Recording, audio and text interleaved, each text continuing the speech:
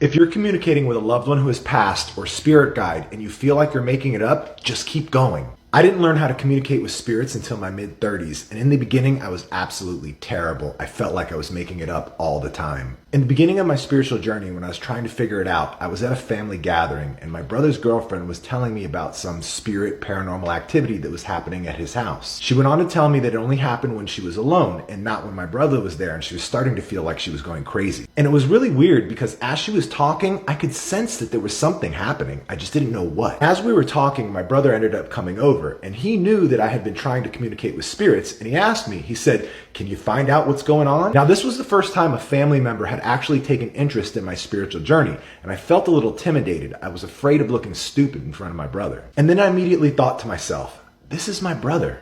I grew up with him. He's seen me do some really dumb things. Why not just give it a try? So I did. And the second that I had the intention of connecting with the spirit that was at his house, I did. I immediately made contact. Right away, the spirit told me that he was one of the previous owners of the home and that he really likes how my brother remodeled it. So I asked the spirit why he was there and why was my brother's girlfriend the only one that he was messing with. He said that he had tried to get my brother's attention, but his girlfriend was the only one that was paying attention to him. And that my brother had found something in the attic when he was remodeling the house and that he wants it back. And I relayed this information to my brother and he was like, "What? I never found anything when I was remodeling the house. Can you ask him what it was?" And so I asked and he said, "It's a painting. It's a picture of me on a ship that I've painted." He went on to tell me that he was in the Navy and one of the things that he did to pass time when he was on the ship was paint. My brother had absolutely no recollection of ever finding anything, so he asked me to ask the spirit, "Where is it now?" And when I asked the spirit said that it was outside in his shed